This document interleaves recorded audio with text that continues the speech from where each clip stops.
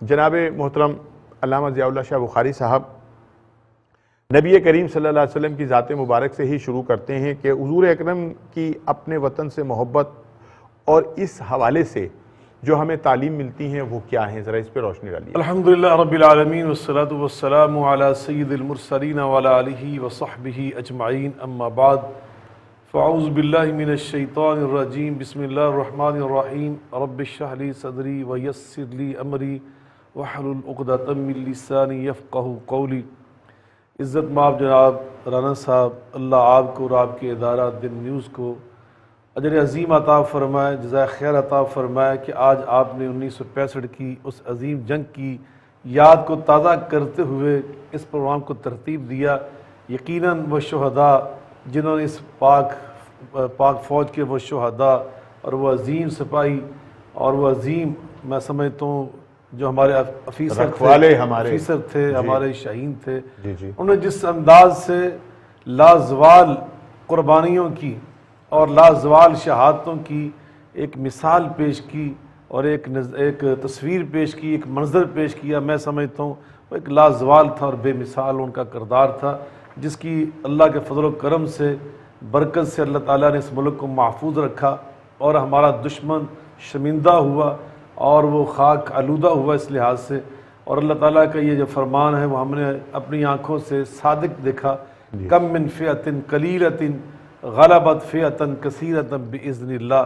کہ اللہ پاک جب اپنی مدد فرماتا ہے تو نہ قلت کو دیکھتا ہے نہ کثرت کو دیکھتا ہے، وہ دیکھتا ہے تو ایمان کو دیکھتا ہے، جذبے کو دیکھتا ہے، اچھے مقاصد کو دیکھتا ہے۔ تو ہماری پاک فوج کے جو مقاصد تھے وہ بڑے اعلیٰ ہیں، بڑے عرفہ ہیں، اور وہی ہیں جو بھی آپ نے اپنے سوال میں ارشاد فرمایا کہ وطن سے محبت کرنا یہ ہمیں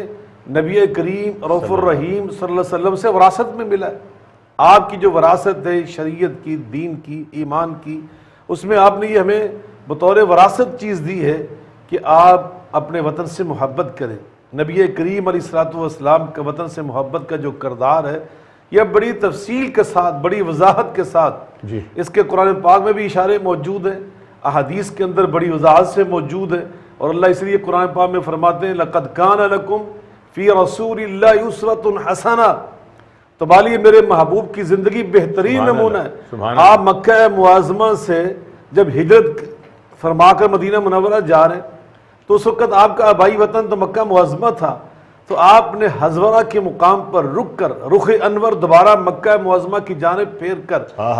آنکھوں سے آنسو بہاتے ہوئے یہ فرمایا تھا اِنَّكِ أَحَبُّ عَرْضِ اللَّهِ إِلَيَّ لَوْلَا أَخْرَجُونِ مِنْكَ ما خرجت، اور ایک روایت کے الفاظ ہیں ما مکست غیرک، اے سرزمین مکہ تو میرا وطن ہے، تو میرا دیس ہے، میرے آباء و اجداد کا دیس ہے، اگر یہ ظالم یہ استحصالی لوگ مجھے یہاں سے نکلنے پر مجبور نہ کرتے میں تجھے چھوڑ کر کہیں اور کبھی نہ جاتا، چونکہ نبی پاک صلی اللہ علیہ وسلم کا یہ وہ وطن ہے جس کے بارے میں اللہ قرآن پاک میں قسم اٹھا کر فرما رہا ہے لا اقسم بهذا البلد وانت حل بهذا البلد۔ جب آپ یہاں سے مکہ معظمہ سے ہجرت فرما کر یثرب میں پہنچے اور آپ کی تشریف آوری سے یثرب مدینہ الرسول وہ موسوم ہو گیا یہ اس نام سے صلی اللہ علیہ وسلم، تو آپ کو چونکہ موسم تبدیل ہوا، آب و ہوا مختلف تھی، وہاں کا پانی مختلف تھا مکہ معظمہ سے، تو آپ کو وہاں جو علاقے میں ایک وبائی بخار ہے اس کی کیفیت طاری ہو گئی۔ حضرت بلال حبشی رضی اللہ تعالی عنہ وہ آپ کی اس تکلیف کو برداشت نہ کر پائے تو انہوں نے بڑے سخت الفاظ سرداران قریش کے بارے میں کہے کہ ان ظالموں کی وجہ سے آج ہم نے یہ دن دیکھا کہ رسول اللہ صلی اللہ علیہ وسلم تکلیف میں ہیں، آپ پریشان ہیں، تو آپ مسکرائے، آپ اٹھ کر بیٹھ گئے،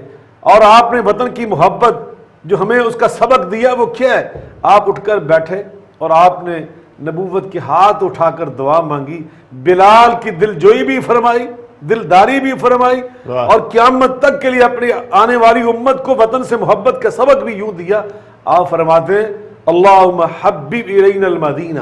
کا حبنا مکہ و اشد، اے اللہ کریم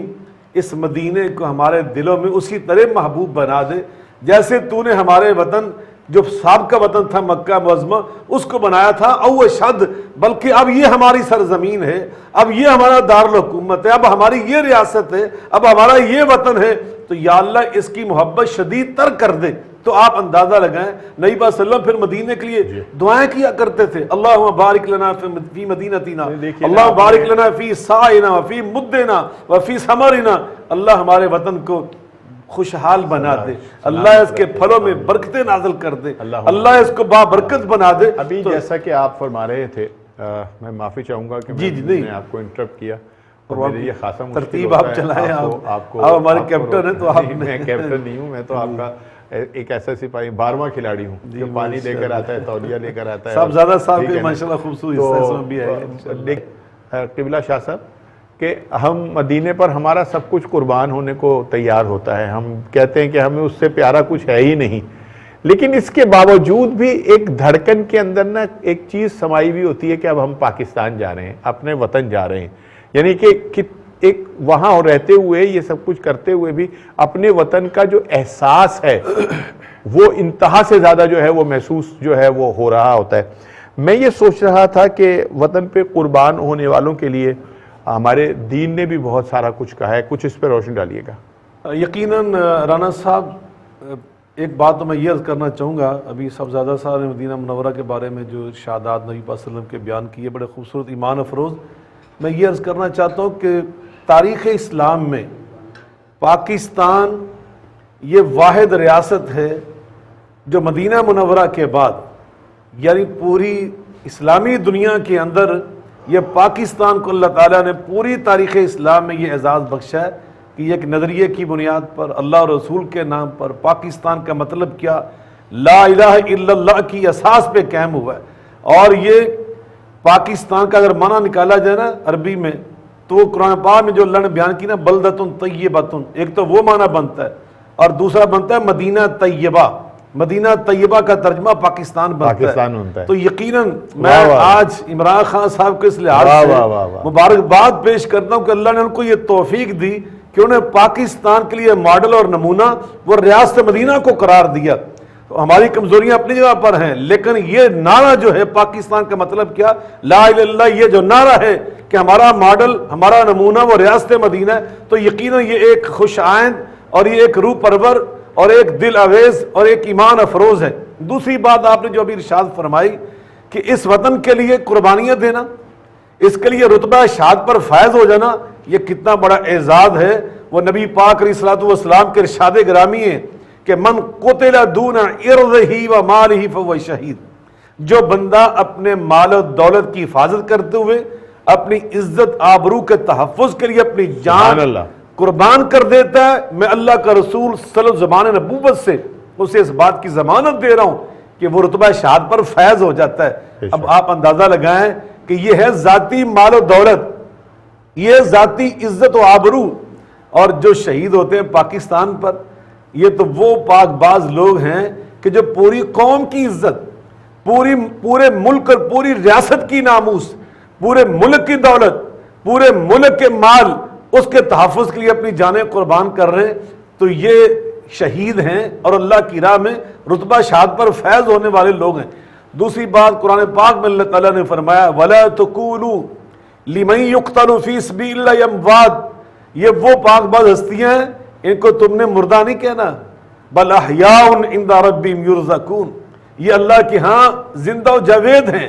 یہ وہ زندگی پا چکے ہیں کہ جس کا تمہیں شعور نہیں ہے، یہ ایسی عظیم زندگی پر یہ فیض ہو چکے ہیں۔ تیسری بات اللہ خود قرآن پاک میں ارشاد فرماتے ان اللہ اشترى من المؤمنین انفسهم واموالهم بان لهم الجنہ یقاتلون فی سبیل اللہ فیقتلون ویقتلون، فرمایا کہ اللہ نے ان کے ساتھ سودا کر لیا ہے، ان سپاہیوں کے ساتھ۔ آپ نے ایک بڑا پیارا لفظ بولا آج رانا صاحب، اللہ نے آپ کو کیا وہ القاء کیا ہے کہ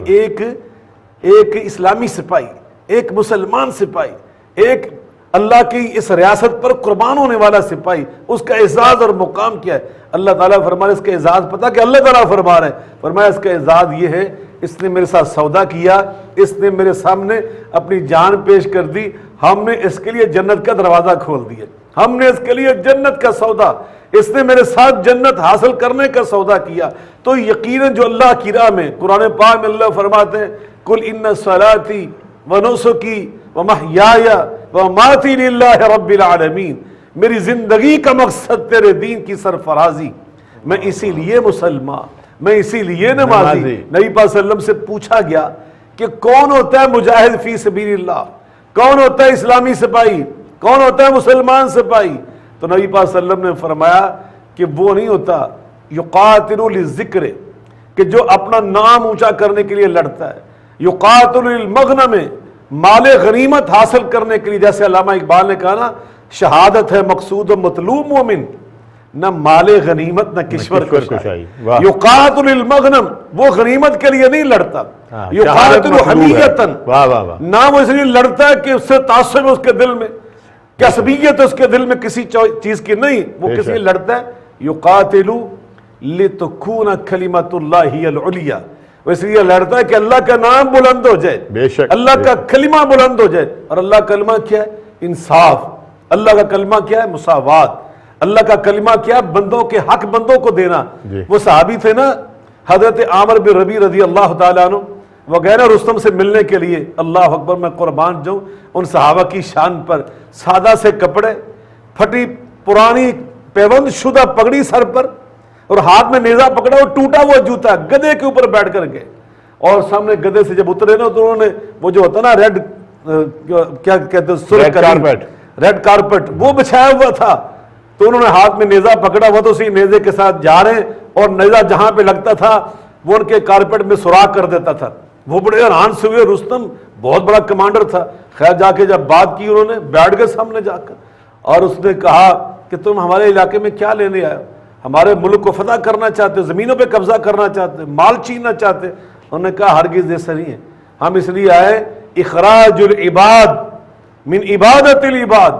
الی عبادت رب العباد، ہم بندوں کو بندوں کی غلامی سے نکال کر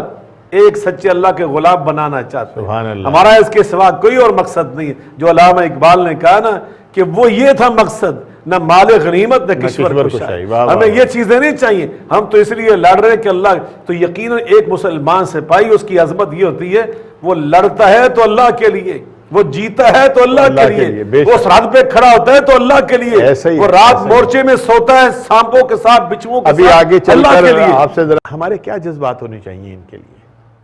یقیناً رانا صاحب آپ نے بڑی خوبصورت بات کی،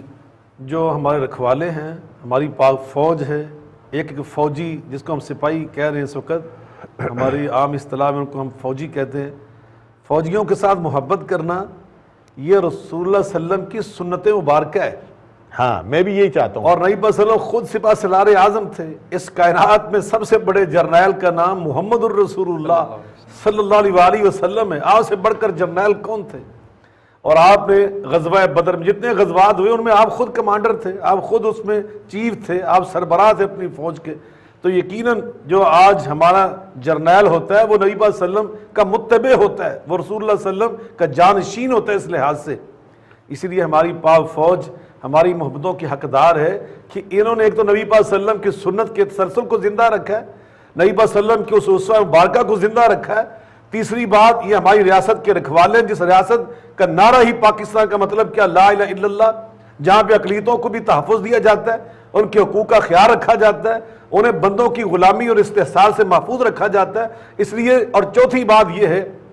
ان کا موٹو اور نصب العین وہ کتنا روح پرور، کتنا ایمان فروز، اور کس قدر بصیرت ہے میز رانا صاحب، ایمان، تقوی، جہاد فی سبیل اللہ، سبحان اللہ۔ ان کا تو جو ایمان، تقوی، جہاد فی سبیل اللہ، یعنی جہاد بھی ہم کرتے ہیں تو فی سبیل اللہ، اس لیے کہ اللہ نے قرآن میں بار بار فرمایا وَقَاتِلُوا فی سبیل اللہ، جنگ کرو تو وہ بھی اللہ کے لیے، اللہ کے راستے میں، ہم کسی اور کے راستے میں جہاد نہیں کرتے، ہمارا جہاد ہی وہ ہوتا ہے، ہمارا قتال وہ ہوتا ہے، ہماری جنگ وہ ہوتی ہے جو سب اللہ کے لیے ہوتی ہے، اللہ کی راہ میں ہوتی ہے۔ تو یقیناً یہ پاک فوج جو اللہ کے لیے لڑتی ہے، یہ ہماری محبتوں کی حقدار ہے، جن کا ماٹو یہ ہے کہ ہم ایمان باللہ، ایمان بالرسول کی بنیاد پہ کھڑے ہو کر یہ کام کر رہے ہیں۔ تقوی کا مطلب ہوتا ہے اللہ کی غلامی، رسول اللہ صلی اللہ علیہ وسلم کے خادم بن جانا، آپ کے فرما بردار بن جانا، جیسے شاعر نے کہا تھا، ہے یہ طریق عاشقی، چاہیے اس میں بے خودی، اس میں چنی چنا کہاں اگر مگر کا۔ اور اس نے کہا اللہ اکبر کہ جب نبی پاک صلی اللہ علیہ وسلم خدمت میں آئے وہ کہتے ہیں سر تسلیم خم ہے جو مزاج یار میں آئے، اگر بخشے تو زہ قسمت نہ بخشے تو شکایت کیا، سر تسلیم خم ہے جو مزاج یار میں آئے۔ تو یقیناً یہ وہ لوگ ہیں اور جو نبی پاک صلی اللہ علیہ وسلم کی اس سنت مبارکہ پہ عمل کر رہے ہیں۔ آپ نے غزوہ بدر کے موقع پر اللہ سے ان کے لیے دعا مانگی، ان سپاہیوں کے لیے۔ آپ فرماتے اللہم ان تہلک حاضی العصابہ فلا تعبد فی الارض ابدا، اے اللہ کریم اگر یہ میرے فوجی، اگر یہ میرے سپاہی آج غزوہ بدر کے موقع پر میدان بدر میں یہ شہید ہو گئے نا، تو پورے اللہ کے ساتھ خاص جو تعلق تھا میرے محبوب علیہ السلام کا، اس کی بنیاد پہ یہ بات کہی کہ پھر تو بھی یاد رکھ تیرا نام لینے والا بھی، تیری بات کرنے والا بھی اس روئے زمین پہ نظر نہیں آئے گا، تو مجھے تیری مدد چاہیے۔ اللہ پاک نے یہاں سے نبی پاک کی جو محبت ہے سپاہی کے ساتھ، اس لیے میں نے کہا تھا کہ سپاہیوں سے محبت کرنی، فوجیوں سے محبت کرنی یہ رسول اللہ کی سنت ہے۔ آپ رو رہے ہیں فوجیوں کی بقا کے لیے، ان کی زندگیوں کے لیے اللہ سے دعا مانگ رہے ہیں، ان کی مدد اور نصرت کے لیے اللہ کا دروازہ کھٹکھٹا رہے ہیں۔ اللہ پاک فرماتے ہیں استستغیثون ربکم فاستجاب لکم انی ممدکم بألف من الملائکۃ مردفین۔ میرے محبوب آپ مطمئن ہو جائیں، میں 1000 آسمان سے فرشتے فوجی بنا کر آپ کے پاس بھیج رہا ہوں۔ نبی پاک صلی اللہ علیہ وسلم نے پھر بھی دعا جاری رکھی۔ اللہ پاک فرماتے بثلاثۃ آلاف، مت گھبراؤ میرے محبوب، میں نے 3000 فرشتے فوجی بنا کر بھیج دیے۔ یہ جو لفظ بول رہا ہوں فوجی بنا کر، یہ میں جوش گفتگو میں نہیں کہہ رہا، حدیث پاک کی روشنی میں کہہ رہا ہوں۔ واہ واہ واہ، مطلب اس حدیث پاک میں فوجی کا بیان کیا نبی پاک صلی اللہ علیہ وسلم نے فرمایا نا کہ حاضر جبریل، یہ سامنے جبریل کھڑے ہیں، ابو بکر یہ جبریل کھڑے ہیں، جبریل آ چکا ہے 5000 بخمسۃ آلاف۔ نبی پاک جو تیسری دعا مانگی 5000 فوجی لے کے آ چکے ہیں، اور کہا علیہ ادات الحرب، یہ پورا جو جنگ کا یونیفارم ہوتا ہے نا فوجی کا، وہ پہن کر آئے ہوئے ہیں، علیہ ادات الحرب، اللہ اکبر، پورا یونیفارم جو تھا نا فوجی کا، جو جنگی فوجی کا ہوتا ہے وہ پہن کر جبریل امین فوج لے کر آئے تھے۔ اللہ میں آپ کو عرض کرنا چاہتا ہوں، نبی پاک نے پھر بھی دعا جاری رکھی۔ رانا صاحب آپ سنیں گے نا تو آپ کا ایمان عجیب تازہ ہوگا۔ آسمان سے آواز آئی میرے پیارے، ہم نے 1000 فوجی بھیجے، پھر بھی آپ دعا جاری رکھ رہے ہیں، پھر 3000 پھر 5000۔ اب مطمئن ہو جائیں، اذ یوحی ربک الی الملائکۃ انی معکم، اب میں اللہ خود بھی آ رہا ہوں، میں اللہ تمہارے ساتھ ہوں، میں آ گیا، میرا اللہ خود آ گیا۔ تو یہ جو جنگیں جیتی جاتی ہیں، جو 65 کی جنگ ایسے جیتی گئی، یہ ایمان کی بنیاد پہ جیتی گئی، اور میں اللہ کی خاص مدد سے۔ ان تنصروا اللہ ینصرکم یثبت اقدامکم، میرے پہلو میں آپ بٹھا دیتے ہیں صاحب زیادہ صاحب وہ ماشاءاللہ قاری قرآن بھی آپ سے قرآن بھی ہے۔ ان تنصروا اللہ ینصرکم یثبت اقدامکم، اللہ پاک فرما رہے ہیں ینصرکم اللہ فلا غالب لکم،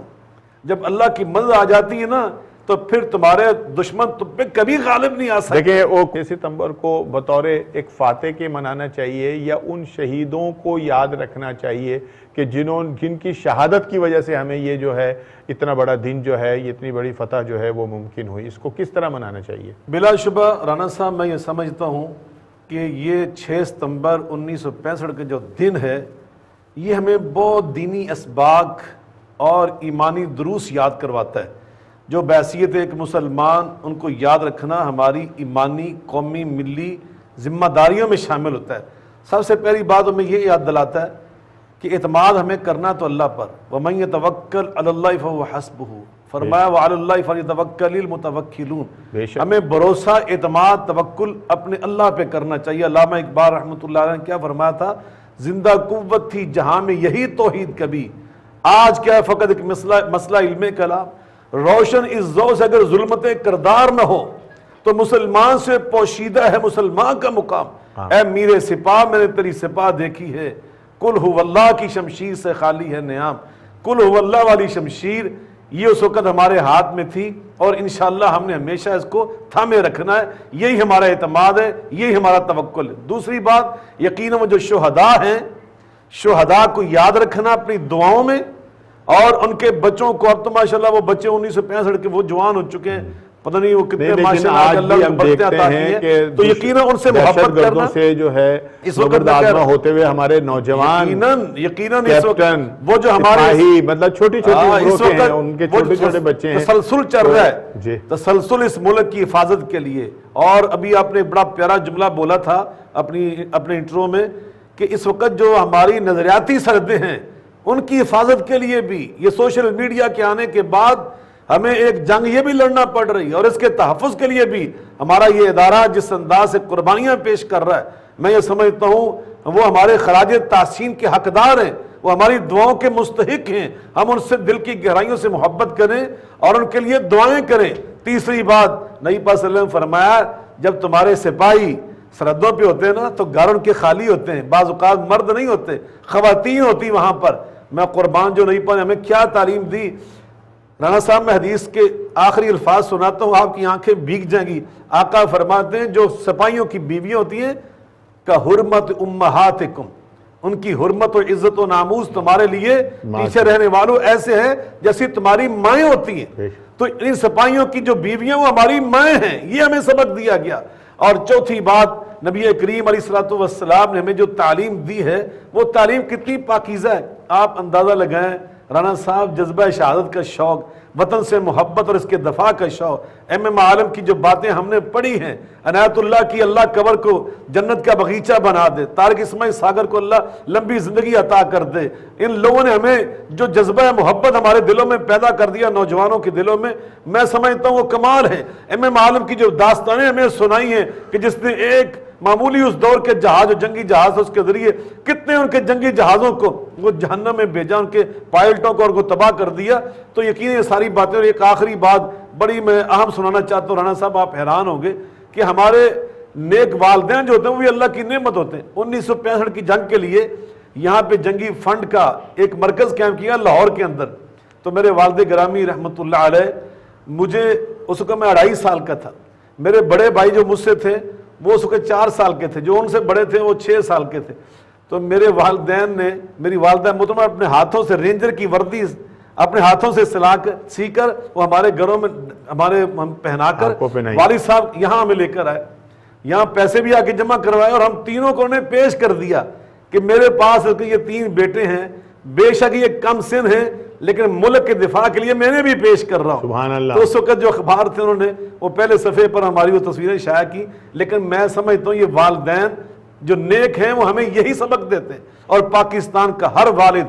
پاکستان کی رہنے والی ہر ماں، اللہ اکبر، اس کے یہی جذبے ہیں۔ جب شہید جاتے ہیں نا، شہیدوں کی وہ تابوت پہنچائے جاتے ہیں ان کے گھروں میں، وہ جو ہماری مائیں وہاں جذبہ پیش کرتی ہیں۔ 6 ستمبر کے حوالے سے بھی جو ہمارا پروگرام ہوتا ہے اسلام آباد پنڈی میں، جو وہاں مائیں ہماری اور بہنیں اپنا کردار پیش کرتی ہیں استقامت کا، صبر و استقلال کا، سچی بات ہے ہم ان کی عظمت کو سلام پیش کرتے ہیں۔ وہ جس طرح شاعر نے کہا تھا، میرے ہمراہی کریں گے اس طرح جانے نثار، کہ ذرے ذرے کو مغفرت کی دعا دینا پڑے۔ میں ماؤں کی محبت کو کروں گا اتنا بلند کہ دل کے ٹکڑوں کو شہادت کی دعا دینا پڑے۔ میں عرض پاک سے اٹھاؤں گا ایسے شہید کہ جن کے مدفن کو زمین کربلا دینا پڑے۔ تو یقیناً ہمارے شہداء اور وہ تسلسل ہے 1965 سے لے کے آج تک، کوئی ایک دن ہے، وہ کون سا دن ہے جب ہمارے فوجیوں نے، ہمارے سپاہیوں نے اس مادر وطن کے لیے، اس وطن عزیز کے لیے، اللہ کی اس نعمت کے تحفظ کے لیے قربانیاں نہیں دی ہیں۔ اس وقت جو سی پیک اللہ کی ایک نعمت ہے، گوادر کی بندرگاہ جو اللہ کا ایک بہت بڑا تحفہ ہے اس ملک کے لیے، اس عوام کے لیے، اس کی حفاظت کے لیے کیا کچھ ہو رہا ہے۔ میں قربان جاؤں اس فوج کے اوپر، ان سپاہیوں کے اوپر، ان فوجیوں کے اوپر جو پاکستان کی حفاظت میں دن رات مصروف ہیں، جان ہتھیلی پہ رکھ کر، سر بکف ہو کر وہ ہمارے اس فریضے کو انجام دے رہے ہیں۔ اللہ تعالیٰ ان کو کامیابیوں سے امتناع فرمائے اور پاکستان کو محفوظ بنائے، خوشحال بنائے، ترقی یافتہ بنائے۔ کیا میں یہ بات سوچ رہا تھا کہ اگر کبھی کوئی خدا نہ خواستہ فوج کے خلاف بات کرے تو کیا وہ بغاوت کے زمرے میں آتی ہے؟ کیا اس کو ہم کیا وہ دیں گے؟ دینی اعتبار سے اور پاکستان کے دستور کے لحاظ سے میں دونوں باتیں کرنا چاہتا ہوں۔ جی، دینی اعتبار سے کسی اسلامی فوج کے خلاف اور خاص طور پہ اپنے وطن عزیز کی رکھوالہ فوج کے خلاف اس طرح کی باتیں کرنا یہ ہرگز جائز نہیں ہے، ہمیں اس سے احتیاط کرنا ہوگی۔ اور یہ بالکل کچھ فتوے بھی آئے ہیں، بالکل یقیناً یہ دین کی تعلیمات کے منافی چیزیں ہیں۔ اس پہ فتویٰ ہے وہ جس پہ آپ نے پروگرام کیے، کئی پیغام پاکستان جو ایک متفقہ دستاویز ہے، اس میں یہ چیزیں درج ہیں کہ ہم نے اپنے اداروں کی حفاظت بھی کرنی، ان کا احترام بھی ہم نے کرنا، ان کی عزت ہم نے کرنی، ان کے خلاف لب کشائی کرنا، یہ بالکل اللہ رسول کی تعلیمات کے منافی ہے، اور دستور کے لحاظ سے بھی یہ بالکل یہ بات غلط ہے، کسی لحاظ سے بھی مناسب نہیں ہے، اور نہ ہمارا آئین پاکستان اس کی ہمیں اجازت دیتا ہے کہ ہم اس طریقہ اپنے اداروں کے خلاف زبان درازی کریں یا کیچڑ اچھالیں۔ تو یقیناً آپ نے ایک بڑی خوبصورت بات کی ہے کہ ان کے ساتھ محبت کرنا، ان کا احترام کرنا اور ان کی نصرت کرنا اور ان کے دست و بازو بننا، ان کے کندھے سے کندھا ملا کے کھڑا ہونا اور ان کے پشتی باندھ بننا، یہ اللہ اور رسول کی تعلیم ہے۔ اور اسی طرح وہ جب یہ بات کر رہے تھے نا صاحبزادہ صاحب، اور میں آپ سے عرض کر رہا تھا جو 1965 کی ہم نے جنگ جیتی، کیسے جیتی کہ پوری قوم پشتی باندھ تھی، اپنی پاک فوج کی ان کے حوصلے بڑھا رہی تھی، جو کچھ کر سکتا تھا۔ لاہور کے شہری، لاہور کے زندہ دلان شہری، ان کے بارے میں کیا وہ آپ کے علم میں، آپ تو ہم سے بڑے ہیں، آپ کو وہ یاد ہوگا زیادہ، کہ لوگ لاٹھیاں لے کر گھروں سے نکلے، واگا بارڈر کے اندر لوگوں نے دوڑے لگا دی۔ تو جب پوری قوم کھڑی ہوتی نا اپنی پاک فوج کے ساتھ، تو پھر فوج کے حوصلے بلند ہوتے ہیں۔ اس وقت بھی الحمدللہ میں سمجھتا ہوں جنرل صاحب، جنرل جاوید قمر باجوہ صاحب کی، میں سمجھتا ہوں اس کا جو محنت اور کوششیں ہیں، پاک فوج کی پوری کی جو کوششیں ہیں ہمارے سامنے، اور پوری قوم الحمدللہ اپنے ادارے کے ساتھ کھڑی ہے اور ان کی پشتی باندھ ہے، ان کے حوصلے بلند کیے جا رہے ہیں۔ وہ جو ہم نے پکڑا تھا نا ابھی نندن، جس کا طیارہ گرایا تھا، اللہ اکبر، تو اس نے جب جا کے بیان دیا نا وہاں واپس، اس نے پتہ کیا بیان دیا؟ اس نے کہا کہ میں نے وہاں جو لوگوں کے جذبات دیکھے وہ بڑے بلند تھے، یہ لفظ نے بولا کہ وہاں جو جذبات تھے عوام کے وہ بڑے بلند تھے، اور سب سے پہلے جو اس کو جفا ڈالا نا جس آدمی نے، وہ کوئی 25 سال کا نوجوان نہیں تھا۔ رانا صاحب آپ حیران ہو گئے جب وہ بھاگا نا اتر کر، اس نے چھلانگ لگائی ہے، تو اس کے بعد جب اس نے دوڑ لگائی تو سب سے پہلا جس نے جفا اس کو ڈال کے گرایا نا وہ 70 سال کا پاکستانی بوڑھا تھا، 70 سال کا تھا۔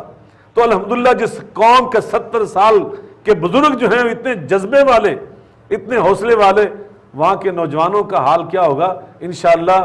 ذرا نم ہو تو یہ مٹی بڑی زرخیز ہے ساقی۔ اس قوم کے اندر اللہ نے بڑے ہیرے پیدا کیے ہوئے ہیں، اور الحمدللہ پاک فوج اس قوم کی ہیرو ہے، ان کی آنکھوں کا تارا ہے۔ وہ الحمدللہ ہمارے دل کا انشاءاللہ چین اور سکون ہے، ہماری دعائیں ان کے ساتھ ہیں، ہماری محبتیں ان کے ساتھ ہیں، پوری قوم ان کے ساتھ ہے، ایک ایک سپاہی کے ساتھ پوری قوم کھڑی ہے انشاءاللہ الرحمن۔